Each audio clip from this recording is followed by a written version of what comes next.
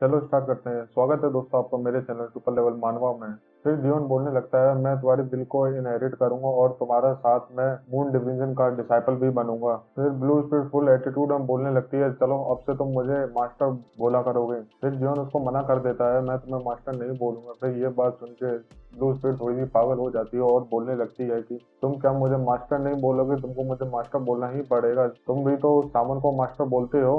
फिर जीवन बोलने लगता है कि मुझे पसंद नहीं किसी को मास्टर बोलना, और खासकर उसको तो कभी नहीं जो कि मेरी फैमिलियर स्पिरिट हो, और मैं उसको क्यों मास्टर बोलूं। ये बात सुन के बेचारी का माथा गर्म होकर वो पीछे मुड़ जाती है, और पीछे मुड़ के वो देखती है जीवन मस्त अपना डिमोनी मोंग को अपने हाथ में लेके मुस्कुरा रहा था। उसको देख के वो चिढ़ते हुए बोलती है कि क्या कर रहे हो तुम। फिर जीवन बोलने लगता है कुछ नहीं। फिर जीवन कुछ स्पेल कास्ट करने लगता है और बोलने लगता है चलो अब यहाँ से चलते हैं। फिर सुबह हो जाती है और वो सावन उसका इंतजार कर रहा था। वो सोचने लगता है कि वो लड़का कुछ ज्यादा ही टाइम ले रहा है जैसे मैंने सोचा था, लेकिन उस लड़के ने कभी सावन नहीं सीखा तो इतना तो उसको टाइम लगेगा। अगर वो नहीं आया तो मैं जाके उसको लेके आ जाऊंगा। और वो फिर देखता है कि वहां से कोई आ रहा है, वो और कोई नहीं अपना जियोन है, और उसको देख के वो सोचता है ये आ गया, ये तो बहुत बड़ी बात है। जियोन उसके पास आके बोलता है मैं आ गया मास्टर। फिर वो सावन सोचने लगता है कि मुझे नहीं लगता था कि इतनी जल्दी आएगा, लेकिन ये तो कुछ ज्यादा ही टैलेंटेड निकला। फिर वो बोलने लगता है जाके रेस्ट कर लो, और वो सबको बोल देता है चलो चलते हैं यहाँ से। फिर पीछे से आवाज आती है, हम फर्स्ट ग्रुप से थोड़ा ज्यादा ही पीछे हैं, चलो जल्दी जल्दी चलो। फिर जियोन सोचने लगता है मुझे लगता था कि वो मुझे पकड़ लेगा, लेकिन उसने मुझे पकड़ नहीं पाया, चलो ये अच्छा है। फिर अंदर से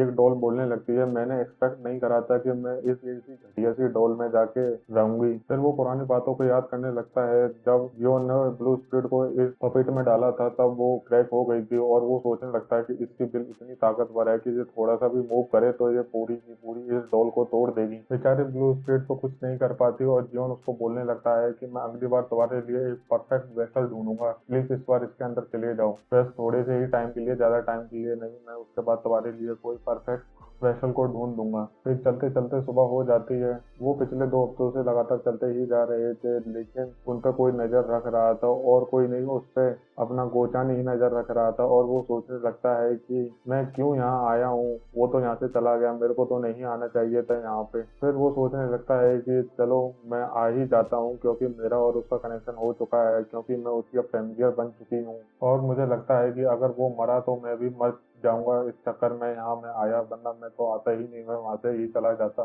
मुझे इसके पास ही रहना पड़ेगा चाहे कुछ भी हो जाए। अगर ये डायरेक्ट हेवन एसोसिएशन में चला गया तो मेरे को दिक्कत हो जाएगी, वरना मैं अंदर नहीं जा पाऊंगा। मुझे नहीं पता वो हेवन एंड अर्थ एसोसिएशन कहाँ है, अगर मैंने पता भी लगा लिया तो मैं उसके अंदर जाऊंगा कैसे। अगर मैं चला गया तो वो पहले मुझे मार देंगे, मैं अंदर कैसे गया, मैं क्या करूँ। फिर वो सोचते सोचते कुछ याद करने लगता है। फिर उसको याद आता है कि हाँ, ये तो फ्लाइंग असिस्टेंट सेट की मास्टर है, कैसे वहां जाया जाए।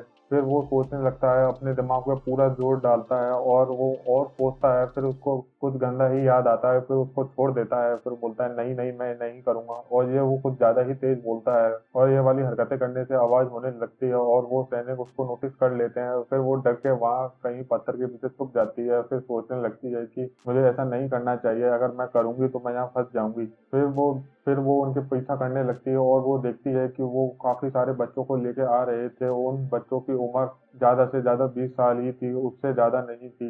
उनको देख के वो सोचने लगता है कि मुझे अच्छी फीलिंग नहीं आ रही, इन बच्चों को देख के ये कुछ ना कुछ गलत ही कर रहे होंगे यहाँ बैठ के। फिर सीन चेंज होता है, कैरिज में अपने जीवन को दिखाते हैं। वो तो मस्त अपनी बुक पढ़ रहा था जो कि उसे सावन ने दी थी, और बाहर से आवाज आती है हम यहाँ पहुंच गए हैं। फिर वो अपना चेहरा बाहर निकालता है और देखता है हेवेंस अर्थ एसोसिएशन को, ये काफी सुंदर है। फिर वो ब्लेड किंग सोचने लगता है कि मैं चाहे इसको कितनी बार भी देख लूं, मुझे हर बार मुझे अमेजिंग ही लगता है, पता नहीं क्यों। वो सारे के सारे बच्चे अंदर जाने लगते हैं, और उसको देख के ब्लू स्पिरिट बोलती है क्या तुम नर्वस हो।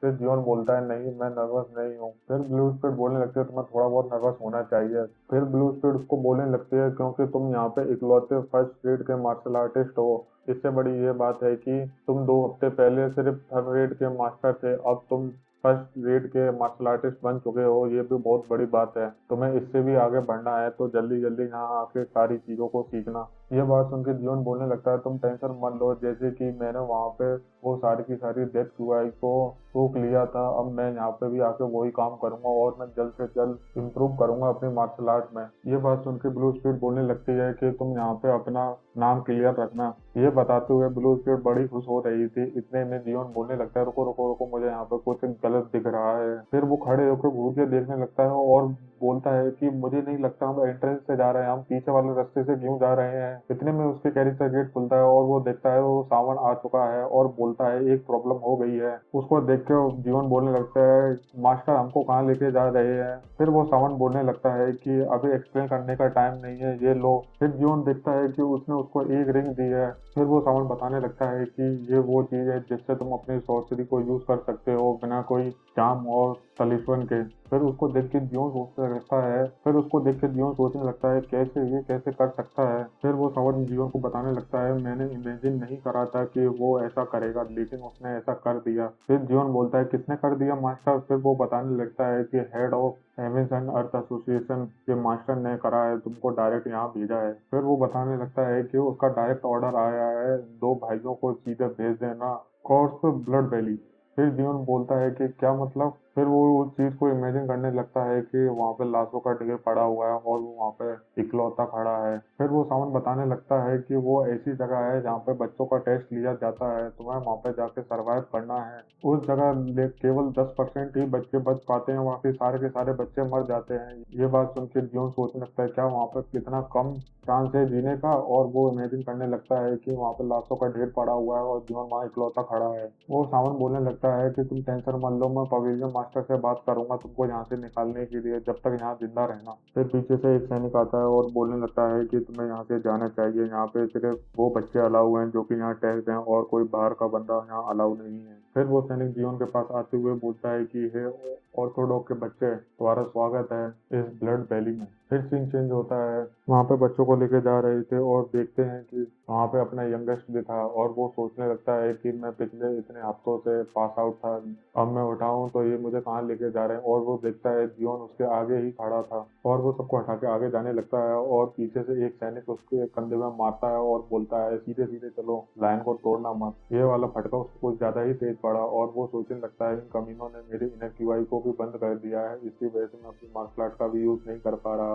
ये वाली सारी हरकतें जियोन देख रहा था और उसको फुल टू इग्नोर मार रहा था। फिर जियोन अपने सामने वाले बच्चे के पीछे देखता है और वो देखता है कि इन कमीनों ने इन पे फॉरबिडन पाथ लॉक लगाया है, जिसकी वजह से ये लोग अपनी इनर क्यूआई का इस्तेमाल नहीं कर पाएंगे। और वो सोचने लगता है कि मैं यहाँ पे यंगेस्ट और औरों की तरह नहीं हूँ। फिर वो ब्लू स्पीड से पूछने लगता है कि तुम्हें पता है यहाँ क्या हो रहा है। फिर ब्लू स्पीड बताने लगती है, मुझे क्या पता यहाँ क्या हो रहा है, पहले तो नहीं होता था, अब मुझे करंट की सिचुएशन के बारे में नहीं पता कि यहाँ पे क्या चल रहा है, पहले तो ये नहीं होता था, तुम संभल के रहना, यहाँ पे मुझे कुछ अच्छी फीलिंग नहीं आ रही। फिर वहाँ पे माउंटेन के सामने बच्चों को सबको रोक देते हैं। फिर जीवन चारों तरफ देखता है और सोचता है कि यहाँ पे कुछ बच्चे हमारे साथ आधे रास्ते से जुड़े हैं और कुछ नए हैं यहाँ पे। फिर एक मार्क्स वाला आदमी आता है और बोलता है, इस जगह तुम्हारा टेस्ट लिया जाएगा। ये बात वो बहुत तेज बोला। ये बात सुन के यंगेस्ट सोचने लगता है, क्या ये यहाँ पे हमारा टेस्ट लेंगे। फिर वो एक मार्बल को दिखाते हुए बोलता है कि और वो बोलने लगता है कि ये देखो सामने पॉन्ड में ये काफी सारे मार्बल्स पड़े हुए हैं, अगर तुमने इनको टाइम देते नहीं ढूंढा तो तुमको इस टेस्ट से फेल कर दिया जाएगा। उतने में ही एक बच्चा हाथ उठाते हुए बोलता है कि मुझे एक दिक्कत है। और वो बच्चा बोलने लगता है कि हम अलग अलग सेक्ट और अलग अलग क्लैन से आए हुए हैं और तुम हमें बिना बताए यहाँ पे हमारा टेस्ट ले रहे हो और कोई एक्सप्लेन भी नहीं करा। इतने में ही वो मार्क्स वाले बंदे ने उस मार्बल को उस लड़के के माथे पे मार देता है और वो इतनी तेज मारता है कि वो लड़का पीछे उड़ते हुए गिरता है। और उस मार्बल को फेंकने के बाद वो बोलने लगता है कि यहाँ पे इनर एनर्जी का कोई मतलब नहीं है, यहाँ पे हम बच्चों का टैलेंट देखते हैं, इनर एनर्जी को नहीं। और वो बोलने लगता है कि अगर तुमने मेरा ऑर्डर नहीं सुना तो मरोगे, अगर तुमने मेरे ऑर्डर पे क्वेश्चन किया तो तुम मरोगे, अगर तुमने टेस्ट में फेल करा तब भी तुम मरोगे, अगर तुमने और कुछ उल्टा सीधा करा तब भी तुम मरोगे। ये बात सुन के और उस लड़के की मौत को देख के सारे बच्चे थोड़े से घबराए हुए थे और बीच में जियोन को दिखाते हैं उसको तो कोई फर्क ही नहीं पड़ रहा। वो तो मस्त उस मार्क्स वाले आदमी को देखे जा रहा था। वो सावन ब्लेड किंग से बोलने लगता है कि तुमने उनको बताया क्यों नहीं, मैंने उसको अपना डिसाइपल बना लिया है। फिर वो बोलने लगता है इसका कोई यूज नहीं है क्योंकि ये ऑर्डर डायरेक्ट हमारे मास्टर से आया है, हम उसका ऑर्डर डिसोबे नहीं कर सकते। वो सावन बोलने लगता है कि मैं यहाँ बैठा नहीं रह सकता, मैं जाके बात करता हूँ उस पवेलियन मास्टर से और मैं उस लड़के को वहां से बाहर निकालूंगा। और वो ब्लेड किंग सोचने लगता है मैं भी कुछ नहीं कर पा रहा, लेकिन मैं सोचूं कि उस लड़के ने वो लूनार वेन स्वॉर्ड की टेक्निक को कहाँ से मास्टर किया। वो लड़का सिर्फ इकलौता है जिसको वो टेक्निक आती है क्योंकि ये टेक्निक 100 साल से पहले ही खो चुकी है और उस लड़के को आती है। उस लड़के के साथ सबसे बुरा हो सकता था वो उतना बुरा हो रहा है, उसको उस ब्लड वैली में भेज दिया। जैसे ही अगरबत्ती जलती है वहां पे सारे बच्चे पागलों की तरह उस पॉन्ड में जाके उस मार्बल को ढूंढने लगते हैं। फिर वो बोलता है तुम्हारे पास सिर्फ आधा घंटा है उस मार्बल को ढूंढने के लिए, जाओ ढूंढो अगर तुम्हें अपनी जिंदगी से प्यार है तो। फिर यंगेस्ट भी जाने लगता है और वो देखता है कि जून वो वहीं शांति से खड़ा हुआ है। फिर वो सोचता है छोड़ो इसको, इसका तो कुछ और ही प्लान होगा, मैं जाके मार्बल को ढूंढूंगा, अगर मैंने नहीं ढूंढा तो ये मुझे मार देगा। फिर बच्चे वहां पे जाके पागलों की तरह वहां पे मार्बल को ढूंढने लगते हैं। फिर एक लड़के को मिल जाती है और वो पागलों की तरह चिल्लाने लगता है, अब होगा इसके साथ सबसे बुरा। उसको देख के सारे बच्चे उसको घूरने लगते हैं और वो सोचने लगता है अब मैं बच जाऊंगा, मुझे मार्बल मिल गई। उतने में ही पीछे से एक मोटा सा लड़का आता है और बोलता है ये मुझे दो, लेकिन वो ये बात सुनता नहीं और वहां से भागने लगता है और वो सोचता है तो क्या पकड़ेगा मेरे को मोटे, मैं तो यहाँ से निकल ही जाऊंगा। और वो भागते भागते जियोन के सामने आ जाता है। फिर वो सोचने लगता है क्या इस लड़के ने शुरू से इंतजार करा था, जो कोई भी उस मार्बल को लेके आएगा जो उसको देखेगा, ये सारी हरकतें करते हुए उस मार्क्स वाला बंदा भी उसको देख रहा था और पीछे से वो मोटा लड़का भी आ रहा था और बोल रहा था वो मार्बल मुझे दे दो। फिर वो लड़का सोचने लगता है कि मैं क्या करूं, छोड़ो, और फिर उस मार्बल को वो खाने लगता है और वो अपने मुंह में डाल लेता है। और पीछे से मोटा लड़का बोलता है ओ क्रेजी बास्टर्ड, तू क्या कर रहा है, इसको नहीं खा सकते।